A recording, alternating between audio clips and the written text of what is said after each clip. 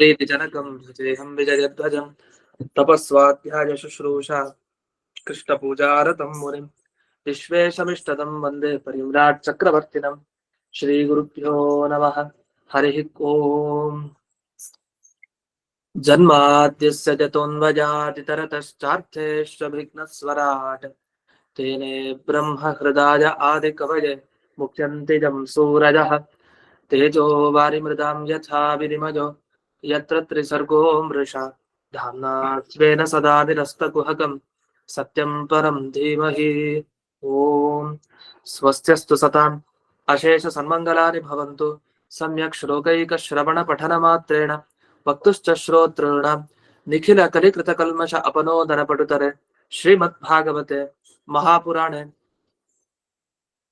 तृतीयस्कन्धे सप्तमाध्याये अद्य कथानुवादे सति किञ्चित् पूर्वकथानुवादः।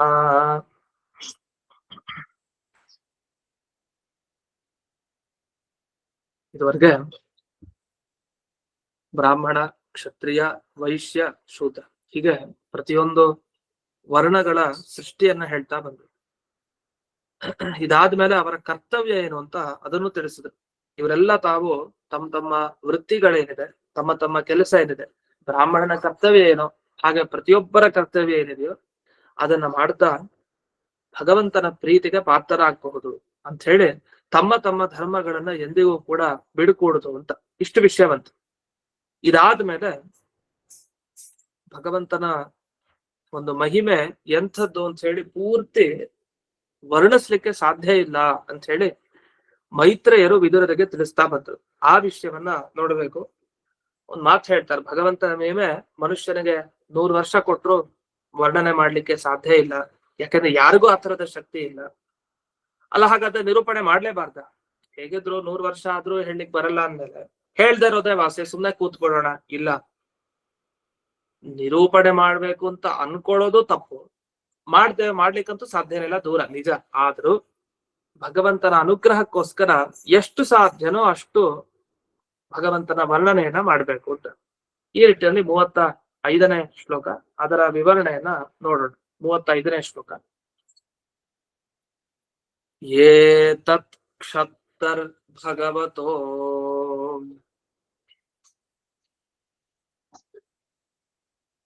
ದೈವ ಕರ್ಮಾತ್ಮರೂಪಿಣಃ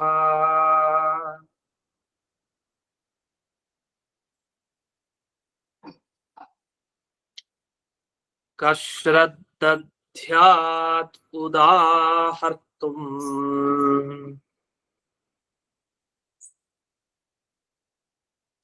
ಯೋಗಮಾಯಾ ಬಲೋದಯಂ.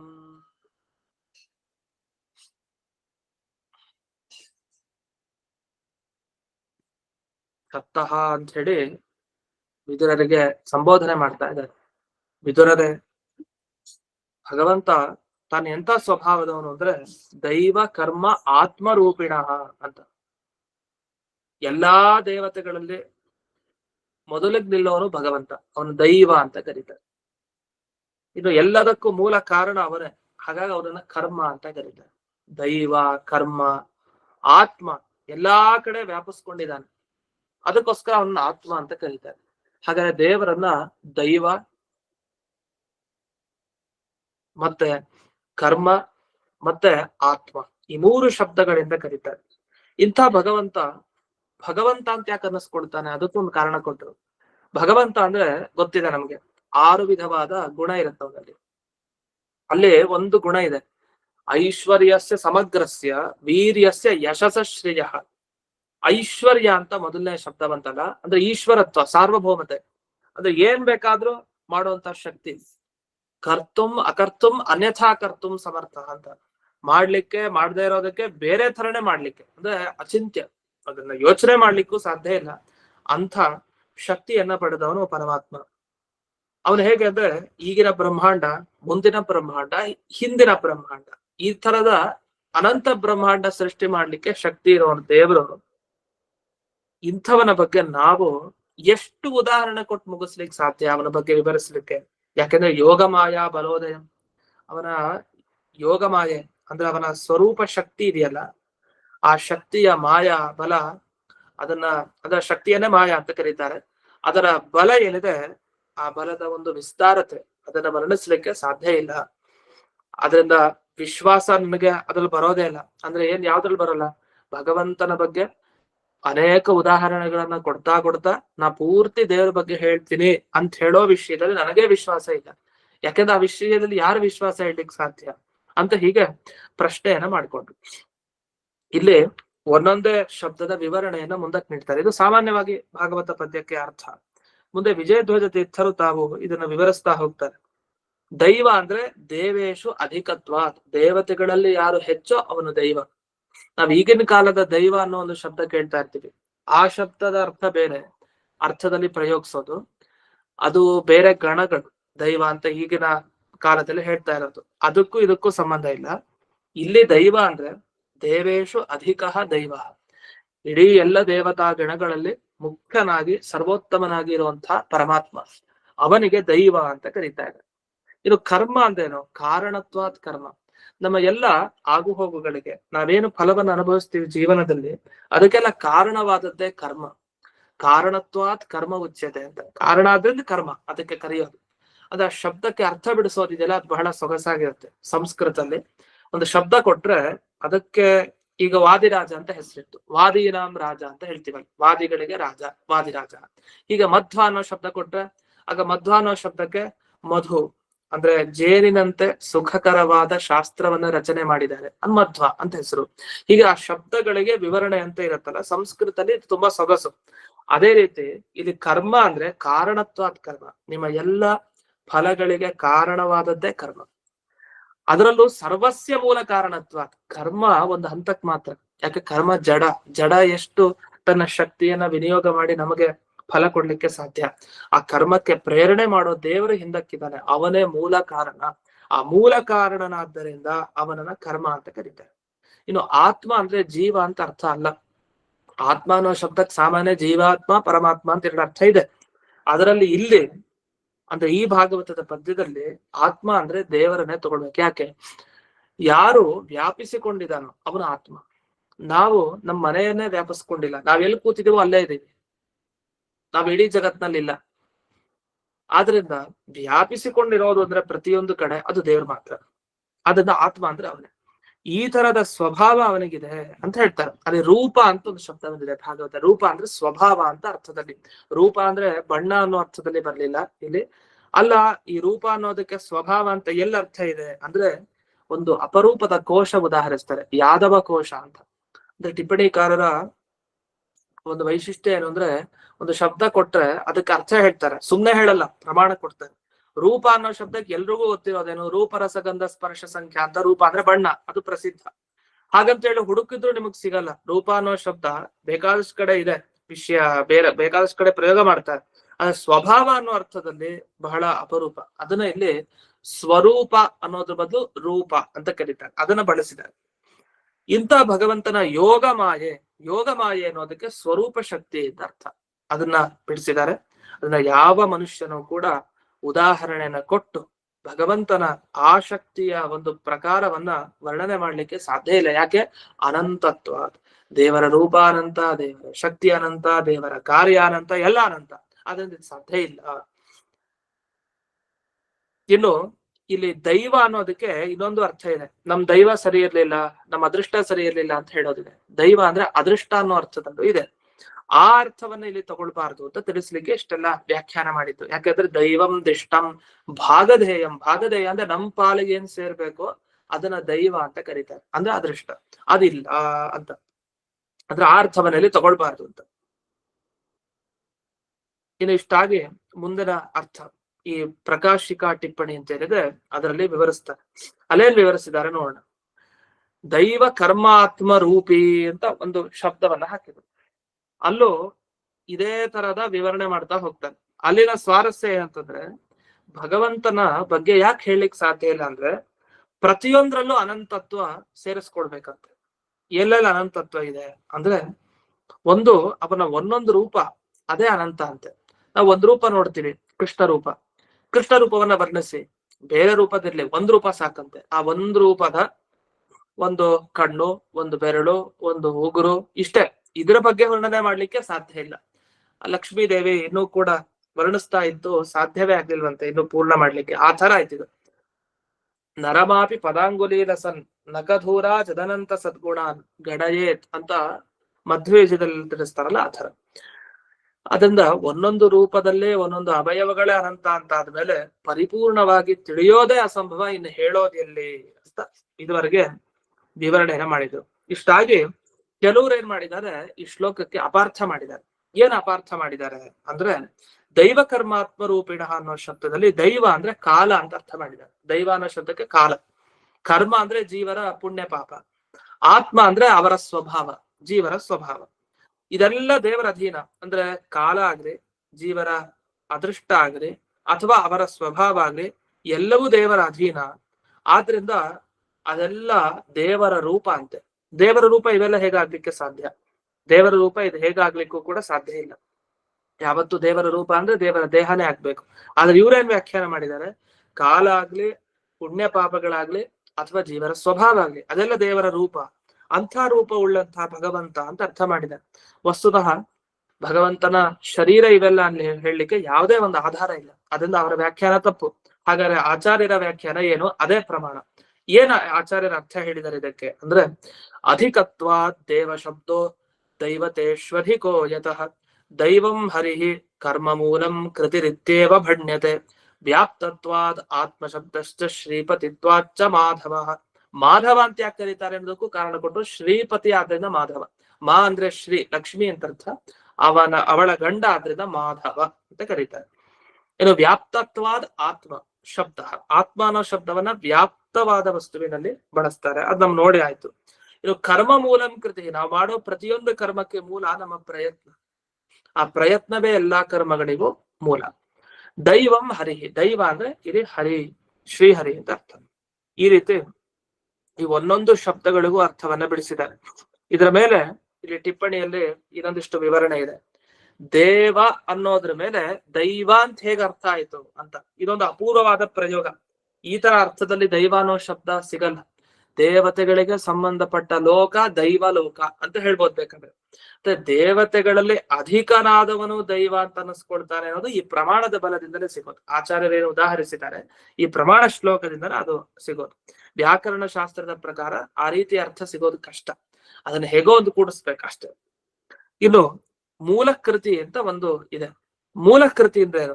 ಪ್ರತಿಯೊಬ್ಬನಲ್ಲೂ ಕೂಡ ಯಾವುದೇ ಕೆಲಸ ಮಾಡ್ಬೇಕು ಅಂತಾದ್ರೆ ಒಂದು ಪ್ರಯತ್ನ ಬೇಕು ಮೂಲವಾಗಿ. ಅಂಥ ಮೂಲವಾದ ಪ್ರಯತ್ನಕ್ಕೆ ಮೂಲಕೃತಿ ಅಂತ ಕರೀತಾರೆ. ಈ ಮೂಲ ಪ್ರಯತ್ನ ದೇವರಲ್ಲಿದೆ, ಹಾಗಾಗಿ ಅವನನ್ನು ಮೂಲಕರ್ತ ಅಂತ ಕರೀತಾರೆ. ಇಡೀ ಜಗತ್ತಿನ ಸೃಷ್ಟಿ ಯಾರಿಂದ?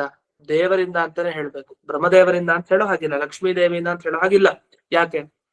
ಹಿಂದಕ್ಕೆಲ್ಲ ನಾವು ನೋಡಿದ್ವಿ, ಅವನೇ ಒಂದೊಂದು ರೂಪದಿಂದ ಲಕ್ಷ್ಮಿಯ ಒಳಗಡೆ ಮತ್ತೆ ಬ್ರಹ್ಮದೇವರ ಒಳಗಡೆ ಪ್ರತಿಯೊಬ್ಬರ ಒಳಗಡೆ ಹೋಗಿ ಸೃಷ್ಟಿ ಸ್ಥಿತಿ ಸಂಹಾರಾದಿಗಳನ್ನೆಲ್ಲ ಮಾಡ್ತಾನೆ ಅಂತ. ಇಷ್ಟಾಗಿ ಯೋಗ ಮಾಯೆ ಅಂತ ಒಂದು ಶಬ್ದ ಬಂತು. ಈ ಯೋಗ ಮಾಯೆ ಅನ್ನೋ ಶಬ್ದಕ್ಕೆ ಒಂದು ಅರ್ಥ ಇದೆ. ಏನ್ ಅರ್ಥ? ಯೋಗ ಅಂದ್ರೆ ಉಪಾಯ ಅಂತ ಅರ್ಥ.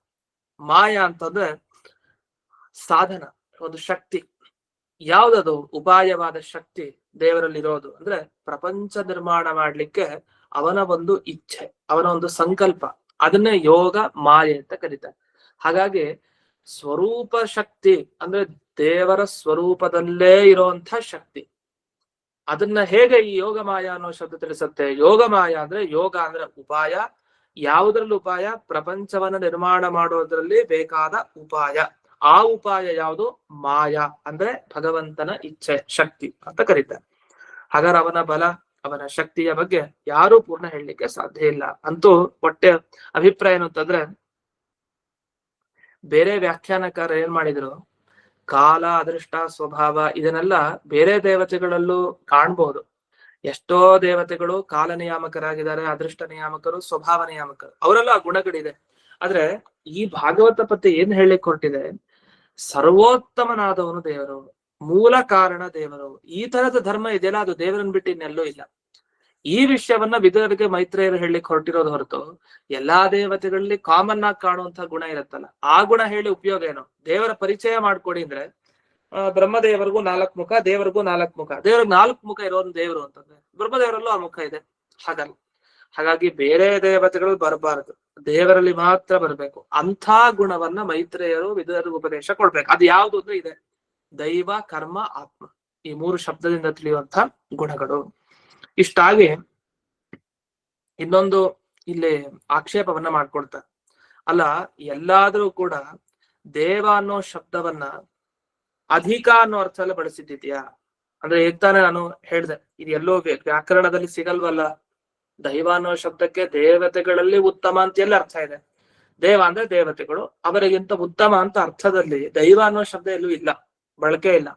ಮತ್ ಹೇಗ್ ಹೇಳೋದು ಅಂದ್ರೆ ಅದಕ್ಕೆ ಇಲ್ಲಿ ದುರ್ಘಟ ಭಾವಾರ್ಥ ಪ್ರಕಾಶಿಕ ಅಂತ ಇನ್ನೊಂದು ಟಿಪ್ಪಣಿ.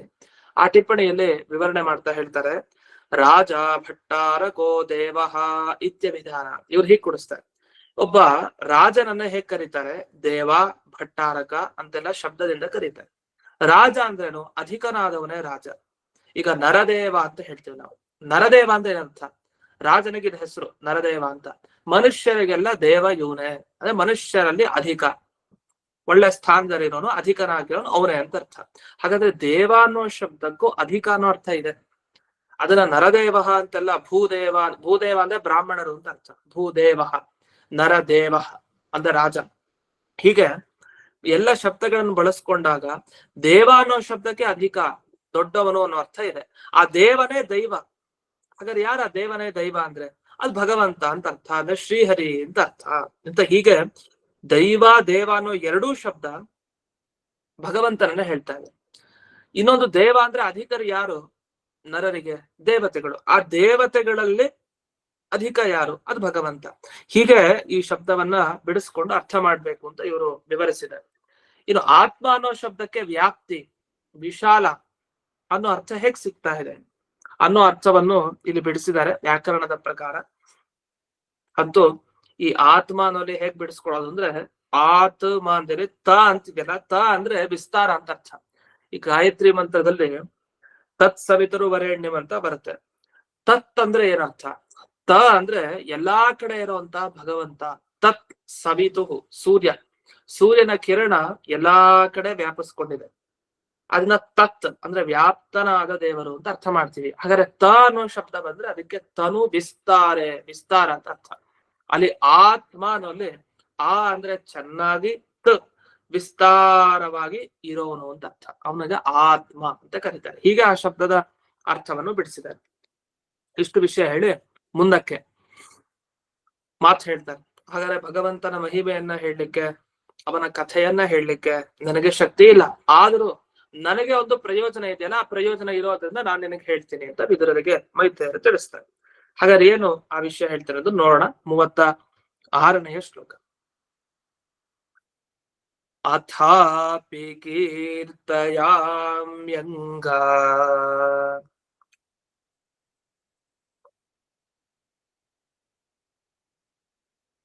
ಯಥಾಮತಿ ಯಥಾಶ್ರುತಂ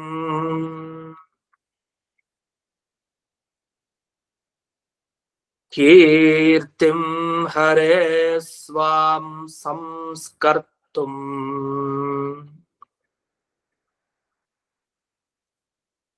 ಗಿರಮನ್ಯಾಭಿಧಾಂಸತಿ.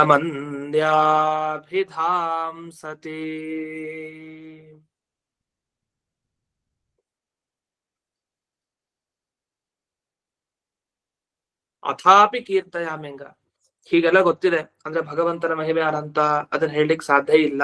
ಅಷ್ಟಾದ್ರೂ ನಾನು ಭಗವಂತನ ಬಗ್ಗೆ ಕೀರ್ತಯಾಮಿ, ಅದನ್ನ ನಿನಗೆ ಕೀರ್ತನೆ ಮಾಡ್ತೀನಿ, ಅಂದ್ರೆ ನಿನ್ನ ಹತ್ರ ಅದನ್ನೆಲ್ಲ ಹೇಳ್ತೀನಿ. ಯಾಕೆ ಹೇಳ್ತೀನಿ ಅಂತಂದ್ರೆ ಅದಕ್ಕೆ ಕಾರಣವನ್ನ ಕೊಡ್ತಾರೆ. ಕೀರ್ತಿಂ ಹರೇಹೆ ಸ್ವಾಂ ಸಂಸ್ಕರ್ತುಂ ಗಿರಂ ಅನ್ಯಾಭಿಧಾಂಸತಿ. ಈಗ ಇದು ಹೇಳ್ತಾರಲ್ಲ, ಮಧ್ವಯುಗದಲ್ಲಿ ಇದೇ ಸ್ಫೂರ್ತಿ ಇರ್ಬೋದು. ಮನೋ ವಿಶುದ್ಧೈ ಚರಿತಾನುವಾದ ಅಂತ ಒಂದ್ ಮಾತು ಬರುತ್ತೆ. ಈಗ ವಾಯುವಿನ ಅವತಾರ ಲೀಲೆ ವರ್ಣನೆ ಮಾಡ್ಲಿಕ್ಕೆ ಸಾಧ್ಯನಾ? ಇಲ್ಲ. ವಾಯುದೇವರ ಅವತಾರದ ವೈಭವ ಹನುಮ ಭೀಮ ಮಧ್ವ ರೂಪದಲ್ಲಿ ವರ್ಣಿಸ್ಲಿಕ್ಕೆ ಸಾಧ್ಯ ಇಲ್ಲ. ಆದ್ರೆ ಯಾಕೆ ಮಾಡ್ತೀರಿ? ಅದಕ್ಕೆ ಉಚ್ಚಾವಚ ಏನ ಸಮಸ್ತ ಚೇಷ್ಟ, ಕಿಂ ತತ್ರ ಚಿತ್ರಂ ಚರಿತಂ ನಿವೇದ್ಯಂ ಕಿಂತೂತ್ತಮ ಶ್ಲೋಕ ಅಂತ ಹೇಳಿ ಹೇಳ್ತಾ ಮನೋವಿಶುದ್ಧಿ ಚರಿತಾನುವಾದ ಅಂತ. ಮನೋವಿಶುದ್ಧಿ ಅಷ್ಟೇ, ನಮ್ಮ ಮನಸ್ಸು ಶುದ್ಧ ಆಗ್ಲಿಕ್ಕೆ ಈ ವಿಶೇಷವಾಗಿ ಗುರುಗಳ ಚರಿತ್ರೆಯನ್ನ ಹೇಳೋದು ಅಂತ ಅಲ್ಲಿ ಮಾತು ಬರುತ್ತೆ. ಅದು ಗುರುಗಳ ಬಗ್ಗೆ ಹೇಳಿದ ಮಾತು. ಇಲ್ಲಿ ದೇವರ ಬಗ್ಗೆ ಹೇಳ್ತಾ ಇರೋದು. ಒಂದು ಮನಸ್ಸಿನ ಶುದ್ಧಿ ಒಂದು ಅಲ್ಲಿ ಬಂತು, ಇಲ್ಲಿ ಮಾತಿನ ಶುದ್ಧಿ ಅಂತ ಹೇಳ್ತಾರೆ. ಯಾರು ಇವರು ಮೈತ್ರೇಯರು. ಮಾತಿನ ಶುದ್ಧಿ ಏನು? ಸ್ವಾಂ ಗಿರಂ, ನನ್ನ ಮಾತಿಗೊಂದು ಶುದ್ಧಿ ಬೇಕಲ್ಲ. ಯಾಕೆಂದ್ರೆ ದೇವರನ್ನ ಬಿಟ್ಟು ಬೇರೆದನ್ನೇ ನಮ್ಮ ಮಾತುಗಳು ಜಾಸ್ತಿ ಹೇಳ್ತಾ ಇರುತ್ತೆ. ಅದ್ರ ಬಗ್ಗೆ ಹೇಳೋದ್ ಬೇಡ. ಮಾತಿಗೊಂದು ಸಂಸ್ಕಾರ ಬೇಕು. ಆ ಸಂಸ್ಕಾರ ಕೊಡ್ಬೇಕು ಅಂತ ಆದ್ರೆ ಭಗವಂತನ ಮಹಿಮೆಯನ್ನ ಯಥಾಮತಿ ಯಥಾಶ್ರುತಂ, ನಾನು ಹೇಗ್ ಕೇಳಿದ್ನೋ, ನನ್ಗೆ ಹೇಗ್ ಗೊತ್ತಿದೆಯೋ ಅಷ್ಟನ್ನ ನಿನಗೆ ಕೀರ್ತನೆ ಮಾಡ್ತೀನಿ ಅಂತ. ಇದು ಮೈತ್ರೇಯರು ಹೇಳೋದು. ಮೈತ್ರೇಯರ ಬಗ್ಗೆ ದೇವರೇ ಹೇಳಿದಾನೆ. ದೊಡ್ಡ ಜ್ಞಾನಿಗಳು ಅವ್ರು ನಿನಗೆ ಉಪದೇಶ ಕೊಡ್ತಾರೆ ಅಂತ ವಿದುರರಿಗೆ ಹೇಳಿರ್ತಾರೆ. ವಿದುರರಿಗೆ ಉಪದೇಶ ಕೊಡೋರು ಅವರೇ ಅಂತ. ಇದನ್ನ ಉದ್ಧವರು ತಿಳಿಸಿರ್ತಾರೆ. ಅಲ್ಲೇ ಕೃಷ್ಣ ಹೇಳಿದಾನೆ ಹೀಗೆ ವಿಷಯವನ್ನ ಅಂತ. ಇಷ್ಟೆಲ್ಲ ಹಿಂದೆ ಬಂದಿತ್ತು. ಭಗವಂತನೇ ಹೇಳಿದ ಮೈತ್ರೇಯರೇ ಹೇಳ್ತಾರೆ ಏನಂತ? ಯಥಾಮತಿ ಯಥಾಶ್ರುತ, ನಾನು ಎಷ್ಟು ಕೇಳಿದ್ನೋ ಎಷ್ಟು ಗೊತ್ತೋ ಅಷ್ಟನ್ನ ಹೇಳ್ತೀನಿ ಅಷ್ಟೇ. ಅಂಗ ವಿದುರರೇ ಅಷ್ಟೇ ಹೇಳೋದು ನಾನು ಅಂತ. ಹಾಗಾದ್ರೆ ಇವೆಲ್ಲ ಹೇಳೋದಕ್ಕೆ ಯಾಕೆ ಅಂತಂದ್ರೆ ಅನ್ಯ ವಾರ್ತಾ ಪರಿತ್ಯಾಗೇನ ಸತೀಂ ಕರ್ತು, ಬೇರೆ ವಾರ್ತೆ ಬೇಡ, ಲೌಕಿಕ ವಾರ್ತೆ ಬೇಡ, ಬೇರೆಯವರ ವಿಷಯ ಬೇಡ, ಅದು ದೇವರ ವಿಷಯಕವಾಗೇ ನಮ್ಮ ಮಾತಾಗಬೇಕು. ಇದೇ ಮಾತಿಗೆ ಸಂಸ್ಕಾರ ಕೊಡೋದು ಅಂದ್ರೆ ಇದೇ ಅರ್ಥ. ನಾವು ಆಡೋ ಮಾತುಗಳಿಗೆ ವಿಷಯ ಬೇಕಾದಷ್ಟಿರುತ್ತೆ. ಆ ಮಾತಿಗೆ ಸಂಸ್ಕಾರ ಕೊಡೋದು ಅಂದ್ರೆ ಏನಂತ?